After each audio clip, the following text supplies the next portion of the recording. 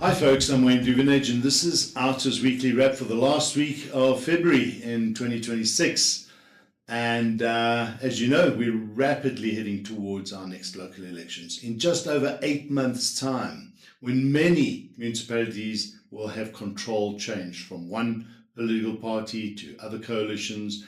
And it's going to be very interesting to see. But this week is, I guess, a week that's very similar to a lot of rhetoric that's going to happen between now and then, because the headlines came in thick and fast, and we saw the Minister of Finance, Godongwana, giving us his budget speech on Wednesday, and therein there were some telling signs of government's admissions and plans that start to become evident about how government starts to influence what might happen in those elections.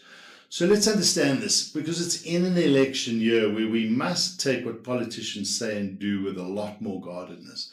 It's common knowledge that in an election year, political promises sound louder and reform just sounds more urgent. But we must always bear in mind that politicians need to be questioned from a perspective of what is really possible, because you cannot claim to do things that are financially or physically impossible to do.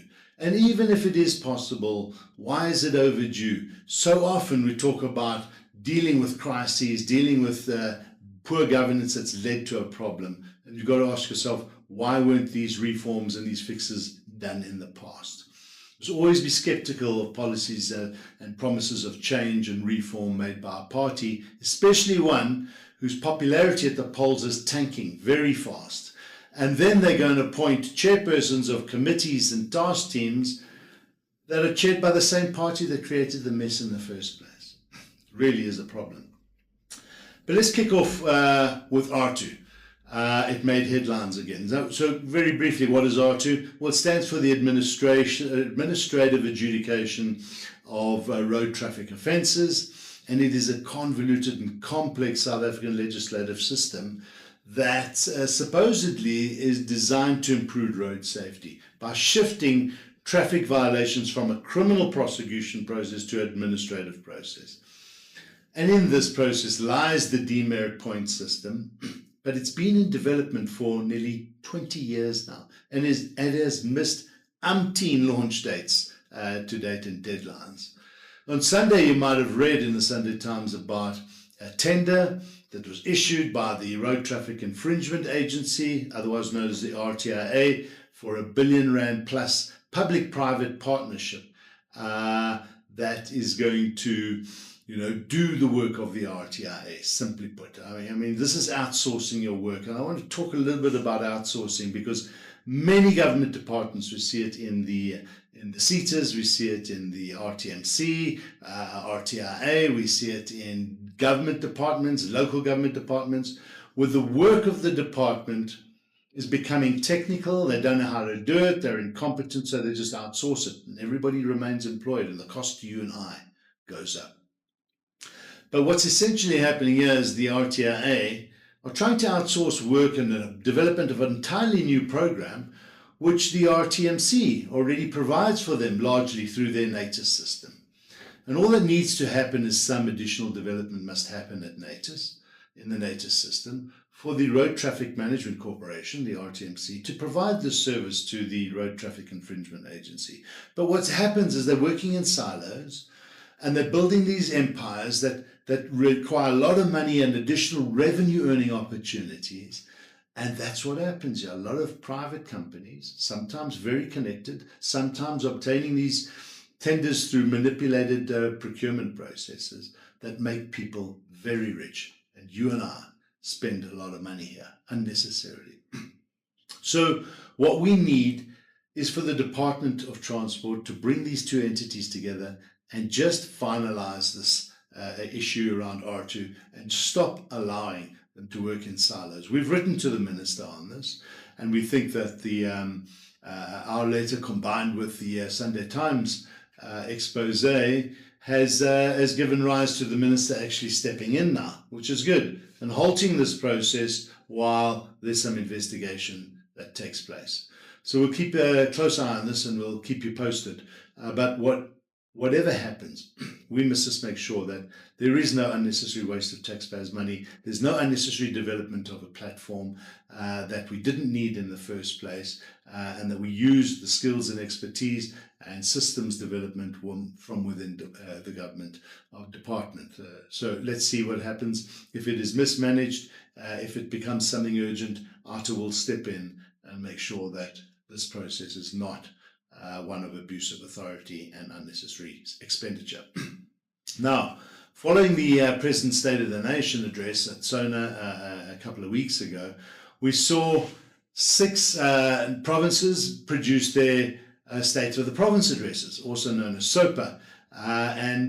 These were done in, I think it was Gauteng, Eastern Cape, Western Cape, Northern Cape, Northwest Province, and KZN.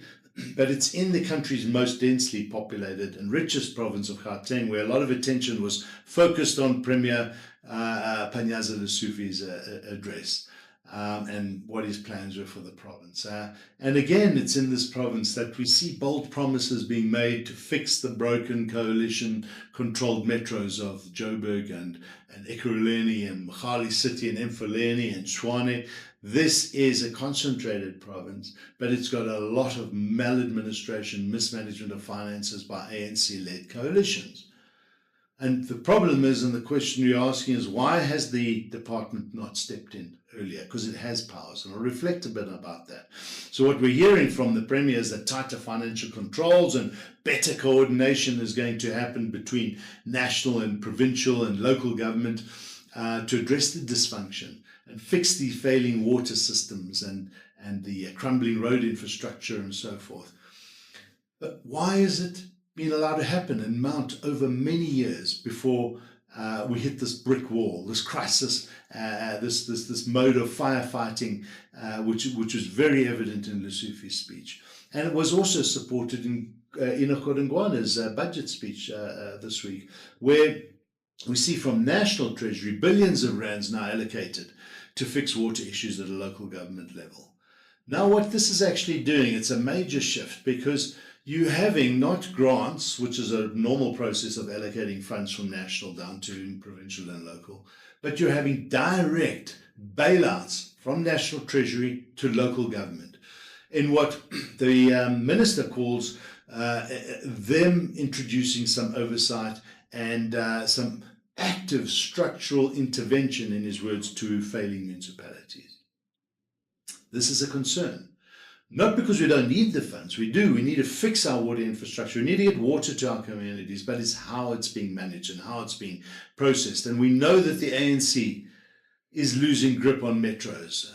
The polls are showing this absolute decline in support, and we've got a local election coming.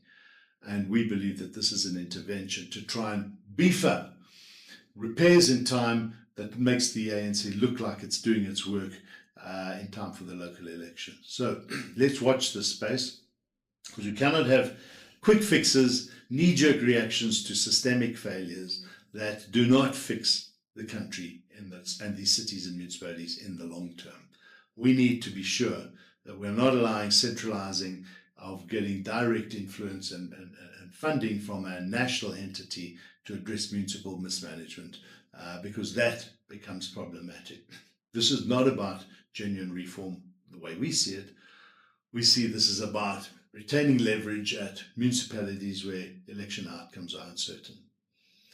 And intervention mechanisms already exist, by the way, as I said earlier, in our constitution in section 139, where the laws allow provinces to intervene and exercise oversight and put municipalities into administration. And by the way, the Gauteng province has done that already in a municipality such as Mfuleni, but it's done it for the last 10 plus years, even more, to put that municipality into administration a number of times without any success. Mfuleni, for those who live there know, it's a mess.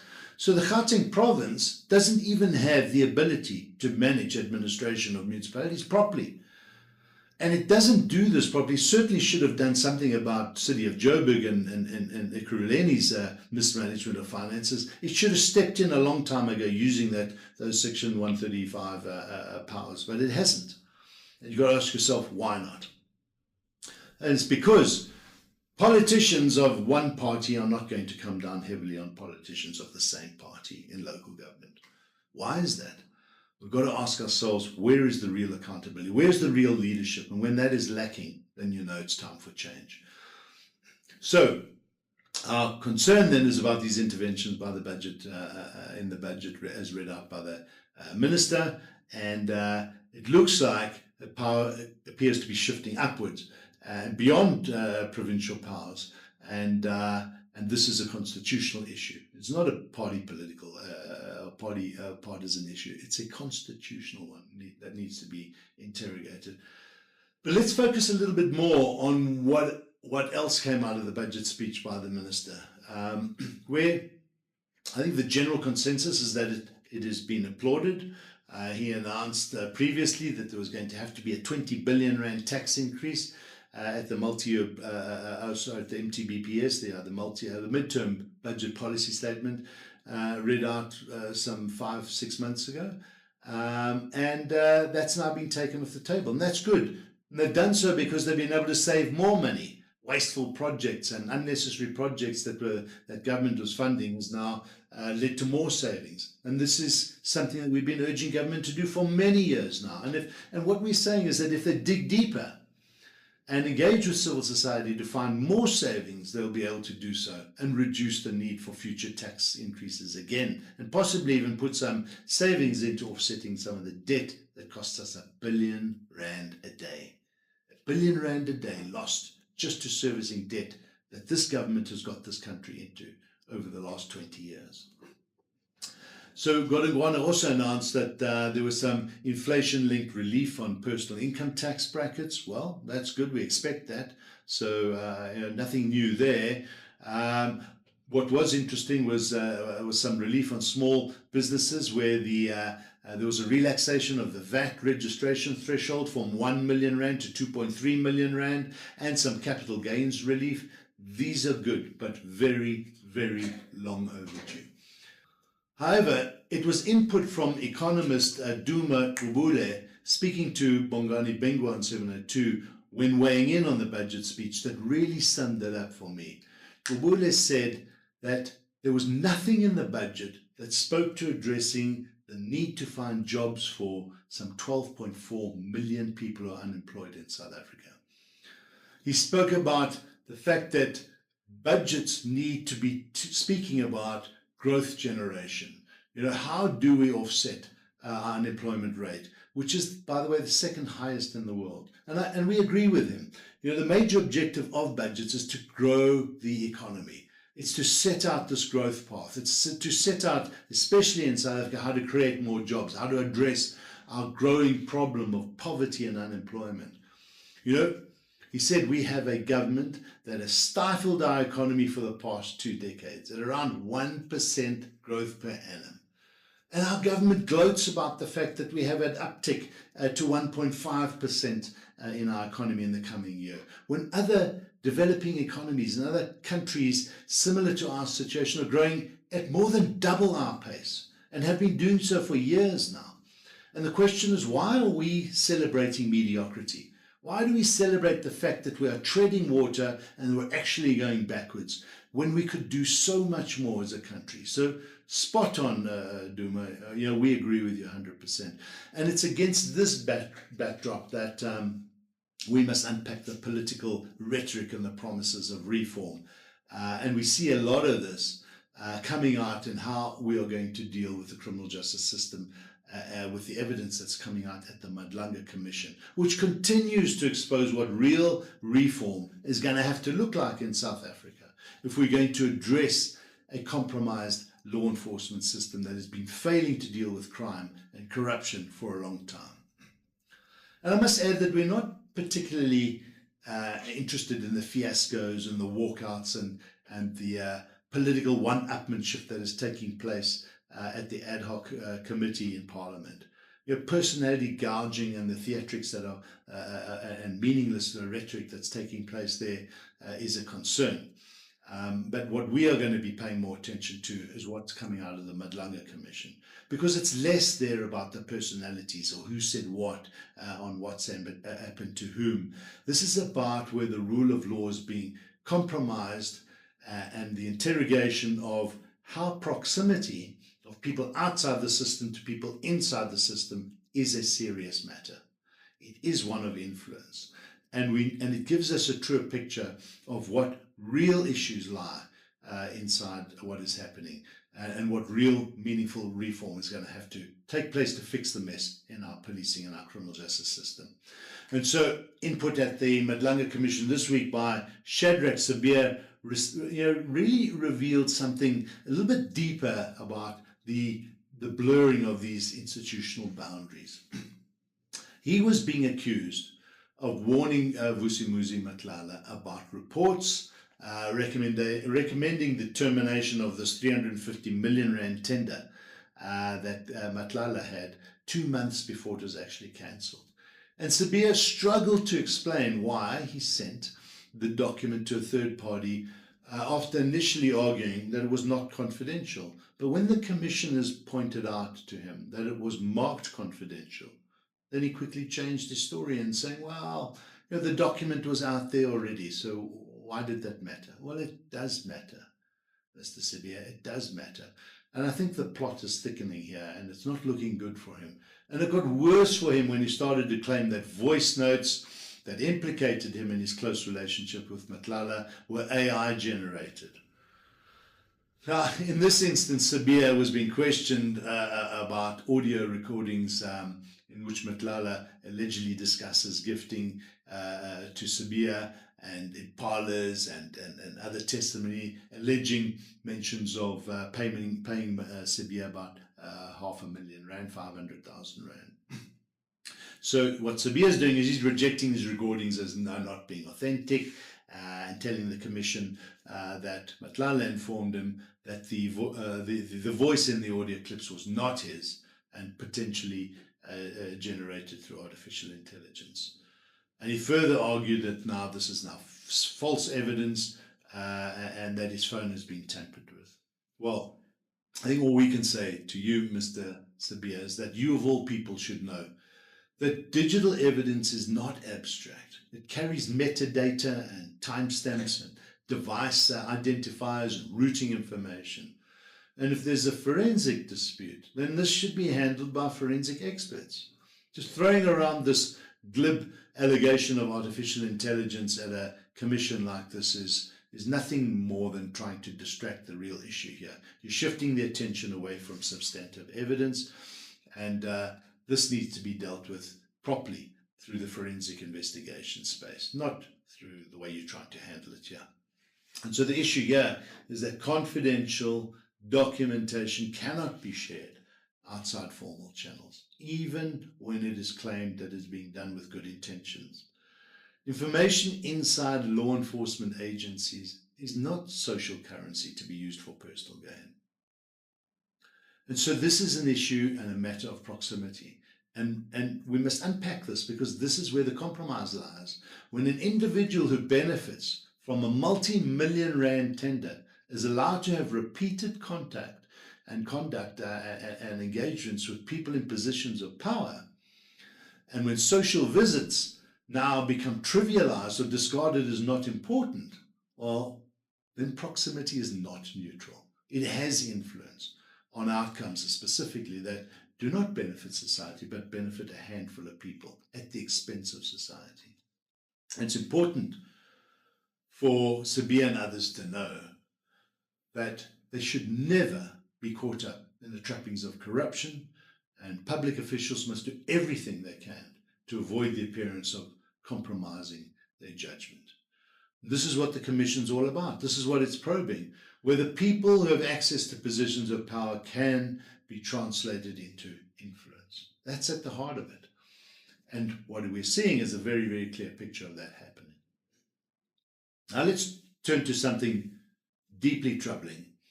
During testimony this week, witness F's identity was repeatedly and deliberately mentioned.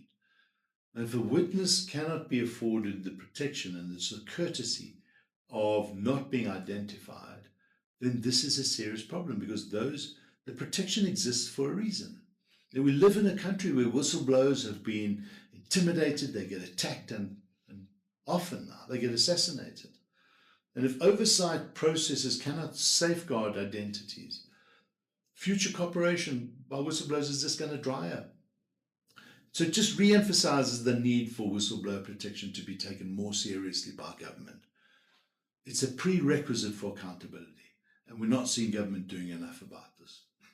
There was one nugget of interesting information revealed at the ad hoc commission, or the ad hoc committee this week, and that came from Brian Mokgotsi, who made an about turn and apologized for his earlier claims made at the Madlanga Commission that Nhlanhla Mkhwanazi and Amazulu King, Misizulu Zweletini, were CIA agents.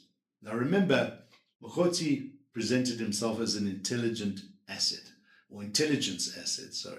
and claims to have multiple handlers. He insisted that he was an entrepreneur and not a corrupt conduit. Well, here's the problem. Intelligence work is not informal. It is not casual. It is not an arrangement negotiated over coffee. It exists within a legal framework, and there must be documentation. There has to be proper authorization. There needs to be oversight and audit trails. And so if somebody claims to have operated as an intelligent asset under multiple handlers, well, Parliament must ask precise questions. Under whose authority was he working? Under what mandate? For what duration? For what oversight? And if those answers are not clear, then informal influence networks are operating alongside formal law enforcement structures. That's the problem here. And the committee in Parliament is not getting to the bottom of those issues.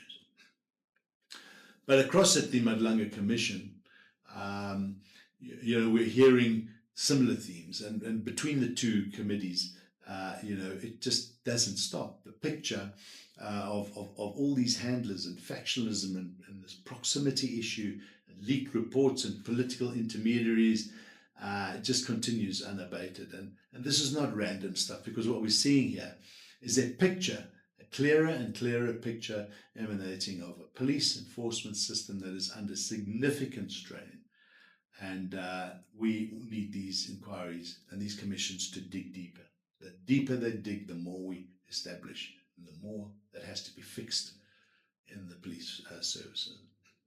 In another development, the Special Investigations Unit reported a systemic long-term corruption within the Department of Home Affairs, where officials who allegedly sold visas and permits and citizens scoring millions and millions of rands. The probe identified by whistleblowers uncovered syndicates involving officials and foreign nationals, and 4 officials inside the department receiving about 16 million rand of unexplained deposits. What we're hoping here is that heads are not only going to roll, but the perpetrators, the people involved in these crimes, will be arrested and spend many years in jail. This is serious risk to our country when people inside the Department of Home Affairs are selling visas and allowing people to come into our country and take advantage of us. This week we learned of another incident of Cadre deployment antics in a news report from News 24, whereby convicted fraudster Songazile Zumane, who has no healthcare background, was appointed as a Free State Hospital CEO.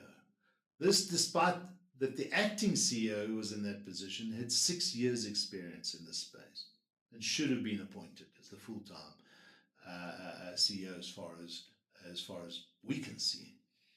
And this is also despite the fact that our president has repeatedly spoken about professionalizing government and dealing with mismanagement of public institutions. So it's just another example of the words are spoken, but the action is meaningless. The action says otherwise. The ANC's Cadre deployment program just rains on. It is sad. Nothing happens. Back in Johannesburg, investigative journalist Ferriel Hafiji wrote an excellent article on the city of Joburg's Metro Centre. Now it's a building, it's a massive building in Johannesburg, and it's where the administration, the heartbeat of the city lies, its administration and its various departments in one place where it is coordinated and you can get to the various departments in one building. It has been abandoned for the last 3 years. There was a fire, a small fire, which was brought under control, and there was some structural adjustments that needed to be made to one of the parking areas. Not a big issue. It needed to be attended to, and we needed to cordon off those floors that needed fixing. But what happened? This mayor and their administration decided to vacate the entire building and set up long-term rentals in lots of buildings throughout the city. And all that's happened is the efficiency of the administration of the city of Joburg has gone downhill. Lots of people are getting rich who own these buildings where landlords are raking in millions of rands from long-term leases. This is just nothing short of disgraceful misalignment of priorities and gross maladministration by the city of Joburg. And it costs you and I, the residents of Johannesburg, billions of unnecessary expenditure. This is crazy. Hopefully this gets sorted out sooner rather than later. And in the background, in the context of this, is why, alongside other factors, we have taken Helen Burtis on and laid delinquent director charges against her. She was a central player in the city's property resources management for many years. And we'll keep you updated on developments of that case as we get more feedback on her replying papers and so forth. In another development, though, this is quite an interesting one. The President, Cyril Ramaphosa, has taken over the investigation into Iran's controversial participation in a military exercise in South African waters. Now, you'll remember a little while ago, the President issued clear instructions through the ranks, through the Department of Defense, that Iran may not participate. They can have observer status, but they may not participate. And his instructions, the President's instructions, were ignored. Now that's a serious matter when the President's instructions on military matters are ignored. And so there's a commission, there's a committee, there's an inquiry taking place. And what we hear now, 2 months into that inquiry, it's been removed from the Department of Defense under Minister Angie Motshekga, and it's been moved now to the presidency. What does that tell us? Well, it starts to raise question about trust. And it also raises question, well, why did you, in the first place, give the department that needs to investigate itself the instruction to do so? That should have been moved somewhere else, maybe to justice, maybe to presidency in the first place. So 2 months have passed, and we haven't seen anything, and we haven't got any further information on this matter, and it is a serious matter. So let's hope that this inquiry is going to now get back on track and be handled properly.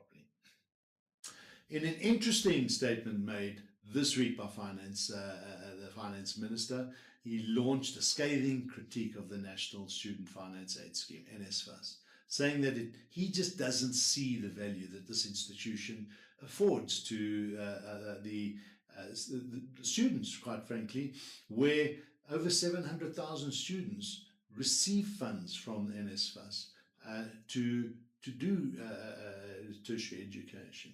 And he attacked the administration's overhead costs and its gross inefficiencies.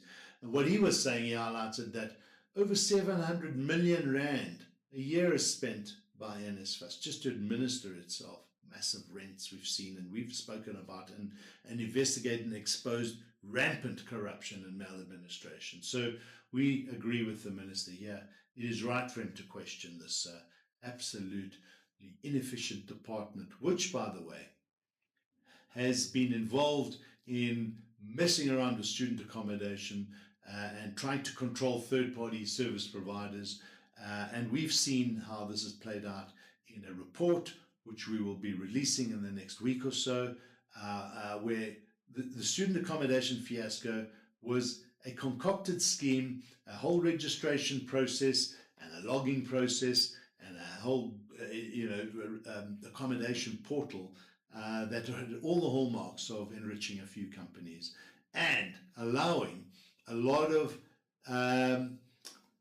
so-called student accommodation providers to register accommodation that didn't exist in the first place, and to start billing the department. There's a lot of corruption that's taking place. This scheme was set up, by the way, by Andile Nongogo, who was the CEO at the time. He was appointed by Bladen Zamande, and this is where we see this network of gross maladministration where corruption breeds taking place at NSFAS. So we'll watch this space. Look out for our report that's coming out. It is quite scathing, and it is quite revealing into how this entity worked and allowed a lot of people to become enriched. We've also seen this week, and we'll report more on it going forward, we put a letter to the local government SETA asking questions around how is it possible that a SETA can spend an awarded tender of just under 50 million rand, 49 million rand, to a small company just to find new premises and to conduct the office fit out and the office move. Now just let that sink in a little bit. 49 million rand in a tender to find new premises and move the entity, local government SETA, to this new offices and fit it out. If you do the sums, you could probably build an entire new building and not have to rent out that building for 49 million rand. Just think about that. So what we've asked is we need to get this information. We want to know how you arrived at this decision. We've seen the same company, by the way, earn a very similar tender at the insurance SETA. Millions and millions of rand paid to a company with no experience in this space, by the way. No experience. One director being given mega million rand contracts. And you've got to ask yourself, you know, if you are the head of a SETA, and this is the administrator who's now in charge of this SETA, this local government SETA, your job is to take out the waste. Make sure that whatever your offices are, they are prudent, they are not fit for blue chip companies. You're not in a competitive space.